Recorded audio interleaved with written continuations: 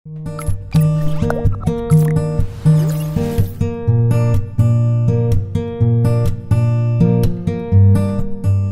guys. Senang sekali ya, hari ini kita bisa kembali persekutuan. Hari ini kita akan bersyukur kepada Tuhan dan kita akan memuji Tuhan dan juga akan mendengarkan firman Tuhan. Dalam kitab Kolose pasal 3 ayat 16 dikatakan, hendaklah perkataan Kristus diam dengan segala kekayaannya di antara kamu, sehingga kamu dengan segala hikmat mengajar dan menegur seseorang akan yang lain, dan sambil menyanyikan mazmur dan puji-pujian dan nyanyian rohani, kamu mengucap syukur kepada Allah di dalam hatimu. Mari kita memuji Tuhan dengan kesungguhan hati kita, dengan mulut kita pujikan tutur kata.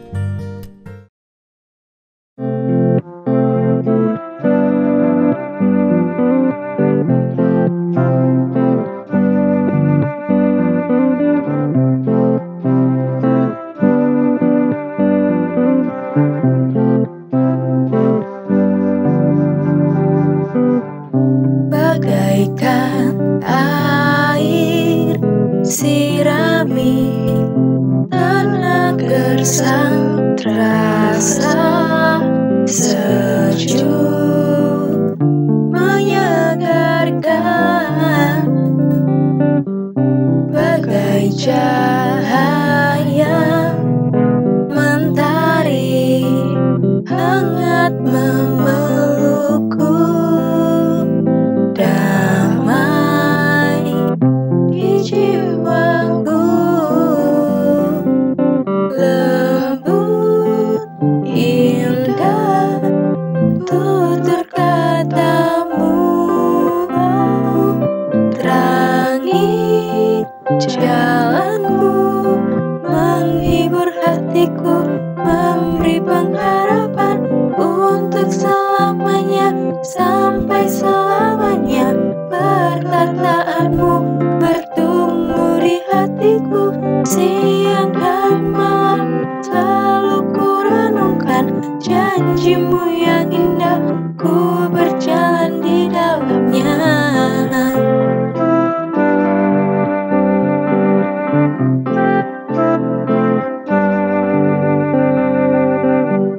Bagaikan air sirami tanah gersang, terasa sejuk menyegarkan, bagai cahaya mentari hangat memelukku. Damai di jiwaku, lembut indah tutur katamu, terangi jalanku, menghibur hatiku, memberi pengharapan untuk selamanya, sampai selamanya. Perkataanmu bertumbuh di hatiku, siang dan malam selalu ku renungkan. Janjimu yang indah, ku berjalan di dalam untuk selamanya, sampai selamanya.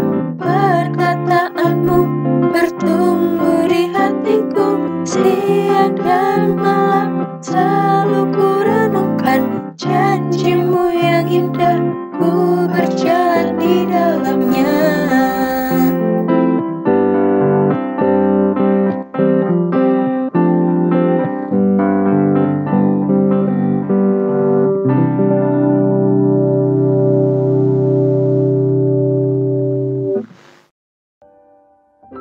Halo teman-teman pemuda remaja, dimanapun kita berada, saya bersyukur hari ini Tuhan masih berikan kita kesempatan untuk sekali lagi bersekutu bersama.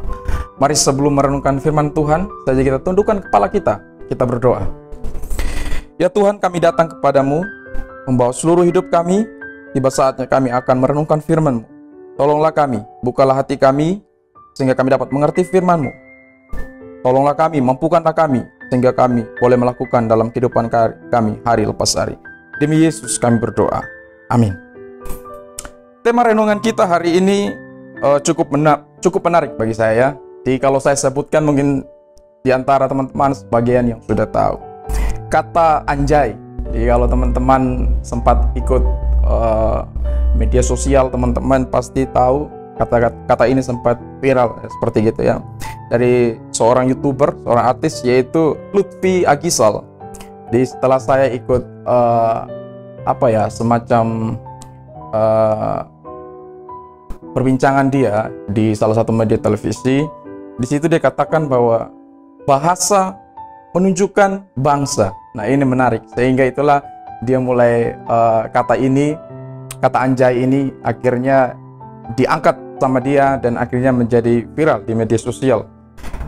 Kata anjay sendiri saya rasa teman-teman sudah tahu. Saya akan jelaskan sedikit latar belakangnya, yaitu dari kata anjing atau bahasa yang lebih gaul yang sering dipakai oleh para kaum milenial, yaitu njing, njrit, dan sebagainya. Ini adalah merupakan kata yang diperhalus, yang digunakan untuk menilai sesuatu, yang menjadi bahasa gaul, seperti yang tadi saya katakan, dan digunakan oleh kaum milenial, para remaja dan juga para pemuda. Contoh ya, saya berikan contoh. Anjing, keren banget, atau anjay, keren banget, dan lain-lain sebagainya. Itulah kata-kata bahasa gaul atau bahasa slangnya anak-anak milenial. Nah, kata ini menjadi polemik sehingga mendapat perhatian dari berbagai golongan. Di antaranya, yaitu dari kaum artis. Tidak sedikit banyak artis yang menanggapi seorang YouTuber yang tadi saya bilang, si Lutfi Aghisal. Terus juga dari Kepala Pusat Pembinaan Bahasa dan Sastra. Terus ada juga dari Komnas Perlindungan Anak dan lain sebagainya. Seperti dari beberapa tanggapan yang saya kutip dari salah satu media sosial, yaitu Abdul Haq adalah seorang Kepala Pusat Pembinaan Bahasa dan Sastra Kemendikbud, yaitu dia mengatakan seperti ini. Kalau kita bahas soal kata, maka kita perlu perhatikan ada dua hal yang perlu kita cermati. Yang pertama, makna asli dari kata tersebut. Terus, pengguna dan penggunaannya, yaitu bahwa apa arti kata tersebut yang seseorang ucapkan. Yang kedua, siapa yang menggunakannya dan penggunaannya untuk apa. Yang kedua yang saya kutip yaitu dari seorang sosiolog UI, yaitu Desi Indira Yasmin. Dia katakan bahwa sebuah kata perlu disesuaikan dengan konteksnya dan relasi hubungan antara para komunikatornya. Atau siapa dan siapa yang sedang berbicara. Intinya bahwa kita perlu memahami kata tersebut, dan yang kedua kita perlu menggunakan sesuai dengan konteks yang tepat, sesuai dengan karena masing-masing masyarakat punya budaya latar belakang yang berbeda. Pada akhirnya ya, ini berita yang terbaru yang saya ikuti bahwa Komnas Perlindungan Anak dengan berdasarkan semangat Undang-Undang DPR tentang unsur kekerasan verbal dengan menggunakan istilah-istilah yang dapat merugikan orang lain, yaitu ujaran kebencian, perendahan martabat seseorang, maka dapat dipidanakan, termasuk kata anjay.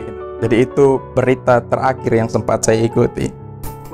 Berkaitan dengan tema kita hari ini, dengan renungan kita hari ini, lantas bagaimana kita sebagai pemuda, kita sebagai remaja, kita menyikapi akan hal ini? Apakah kita boleh menggunakan kata itu dalam kehidupan kita, pergaulan kita sehari-hari, entah dimanapun kita berada? Jelas bahwa yang pertama, kita sudah tahu pasti bahwa adanya sebuah himbauan dari yang tadi saya bilang Komnas Perlindungan Anak, bahwa jika kata tersebut, kata anjay tersebut adalah memiliki maksud konotasi yang negatif, yaitu sebagai ujaran kebencian dan perendahan martabat seseorang, maka tidak seharusnya kita sebagai orang-orang muda atau remaja kita menggunakan kata tersebut.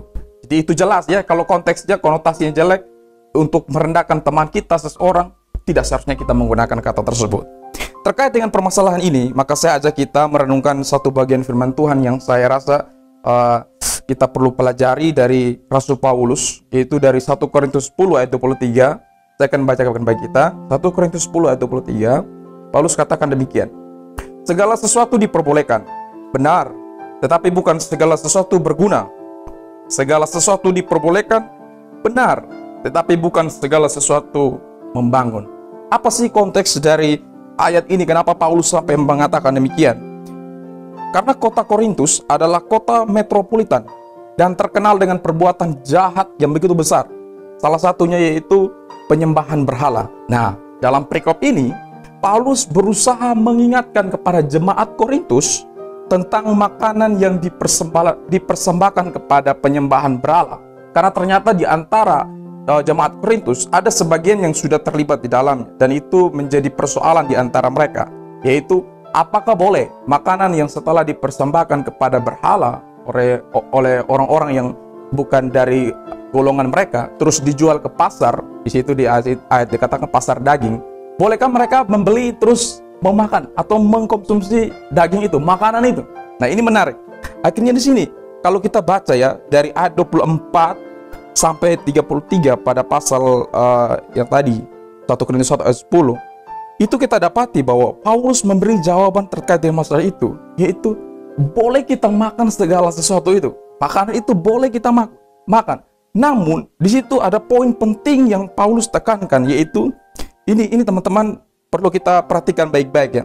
Jadi jika makanan tersebut menjadi keberatan hati nurani dari orang lain, maka lebih baik tidak memakannya. Artinya begini, Paulus mengatakan bahwa segala sesuatu itu diperbolehkan bagi kita. Tapi kalau ada saudara kita, ada teman seiman kita, yang kalau hal itu dia katakan bahwa itu telah dipersembahkan kepada berhala dan sebaiknya tidak makan, mending kita ikut kepentingan teman kita. Jadi kita mengikuti dia. Jadi bukan karena egoisnya kita, karena diperbolehkan, akhirnya kita dengan kepentingan kita sendiri mementingkan kehidupan atau egois kita sendiri. Tapi Paulus ingatkan bahwa ikutlah teman-teman kita. Kalau itu menjadi sesuatu hal yang tidak mengenakan hati dia, marilah bersama-sama, karena kita adalah tubuh Kristus. Itu poin penting yang Paulus tekankan. Jadi ikut saudara kita kalau memang itu menjadi hal atau sesuatu yang tidak mengenakan bagi dia. Nah, itu teman-teman bisa lihat di ayat 29.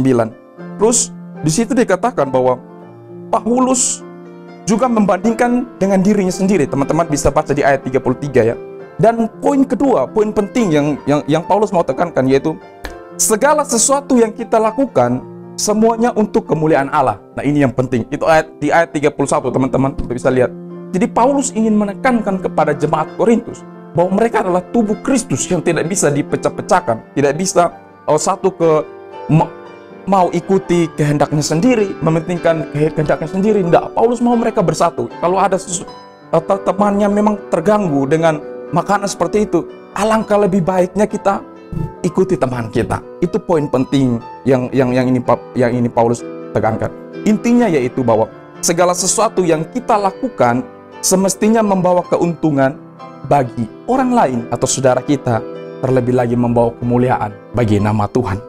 Dengan merenungkan poin-poin penting yang ditekankan oleh Paulus, tadi saya sudah jelaskan kepada kita, maka semestinya ada 3 hal terkait dengan tema kita hari ini.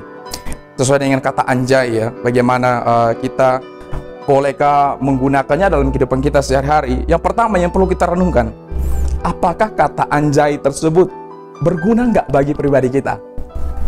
Saya tidak tahu kita masing-masing gimana hatinya, tapi saya rasa sebagai anak-anak Tuhan, hati nurani kita berbicara ketika kita dan bukan cuman kata anjay ini, banyak hal. Ketika hati nurani kita bilang bahwa itu tidak berguna bagi kita sebagai anak Tuhan, nah itulah yang perlu kita renungkan. Seperti juga yang Paulus katakan di dalam pasal 6 ayat 12. Ini Paulus katakan seperti ini pada dirinya sendiri. Segala sesuatu itu halal bagiku, tetapi bukan semuanya berguna. Segala sesuatu halal bagiku, tetapi aku tidak membiarkan diriku diperhamba oleh suatu apapun. Itu perkataan Paulus.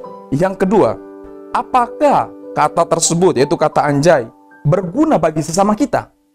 Nah, ini poin penting berikutnya yang perlu kita renungkan. Pertama, berguna nggak bagi kita? Yang kedua, bagi sesama kita berguna nggak? Apakah kita hanya mau mencari keuntungan kita atau mencari keuntungan sesama kita?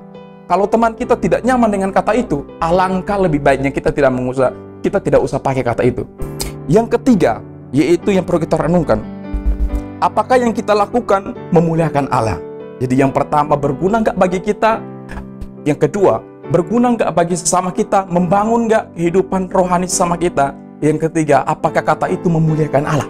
Apakah kata itu ketika kita gunakan menyenangkan hati Allah? Ini lampu yang perlu kita renungkan. Saya percaya bahwa hati nurani kita ketika diperhadapkan dengan kata ini, saya percaya bahwa hati nurani kita mengatakan hal-hal yang bagi saya gimana ya perasaan bahwa kita tahu di mana kata ini kita harus tempatkan, kita harus ngomong dalam konteks yang seperti apa. Saya percaya itu, dan saya percaya berguna bagi kita dan juga sesama kita. Melalui renungan ini teman-teman, maka bagi saya secara pribadi, ini pendapat saya secara pribadi ya, alangkah lebih baiknya kita untuk tidak menggunakan kata anjay. Alangkah lebih baiknya. Saya tidak melarang kita ya, karena kata itu sendiri pun sebenarnya memiliki pengertian yang baik. Tapi alangkah lebih baiknya kita tidak menggunakannya. Mengapa? Karena kalau ada teman kita yang tidak mengenakan bagi dia, ya sudah, kita ikut kepentingan teman-teman kita atau siapapun itu. Karena bagi saya masih terlalu banyak kosakata.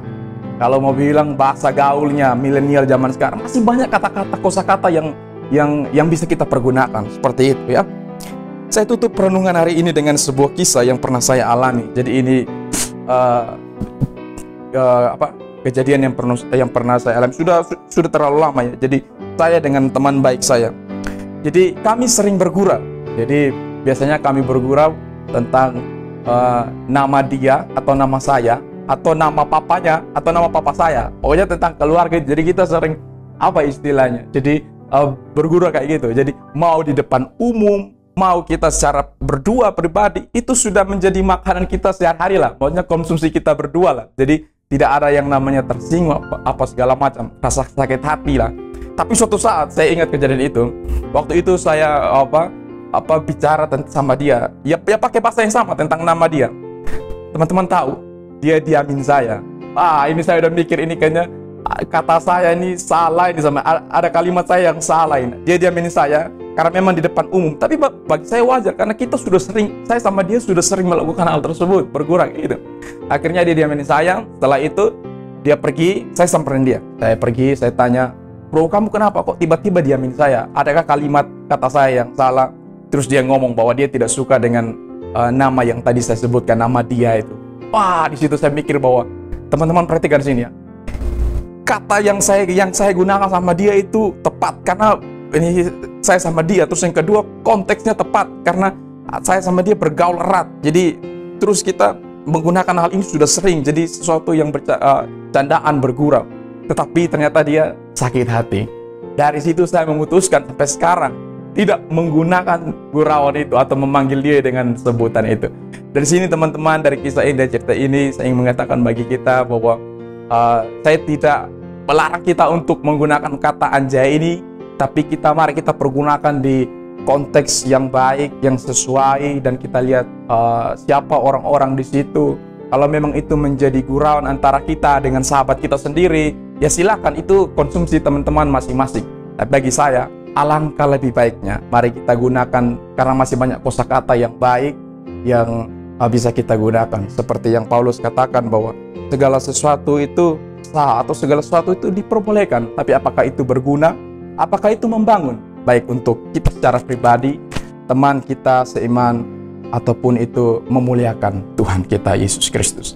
Kiranya renungan hari ini memberkati kita, menguatkan kita sebagai orang-orang muda, para remaja. Kita boleh bijak, boleh berhikmat dalam berkata-kata, bukan cuma berkata-kata, tapi dalam sikap, dalam tindakan kita, sehingga nama Tuhan dipermuliakan lewat kehidupan kita. Kiranya Tuhan berkati kita. Mari kita berdoa. Ya Tuhan, terima kasih pada hari ini kami boleh belajar dari renungan yang begitu indah bagi kami, sehingga sebagai orang-orang muda, sebagai para remaja, kami boleh berhikmat, kami boleh bijak dalam berkata-kata, dalam setiap tutur kata kami, dan terlebih dalam perilaku kami, sehingga kami boleh menjadi terang, boleh menjadi dampak bagi generasi kami, bagi teman-teman kami, lewat kehidupan kami, sehingga nama Yesus dipermuliakan.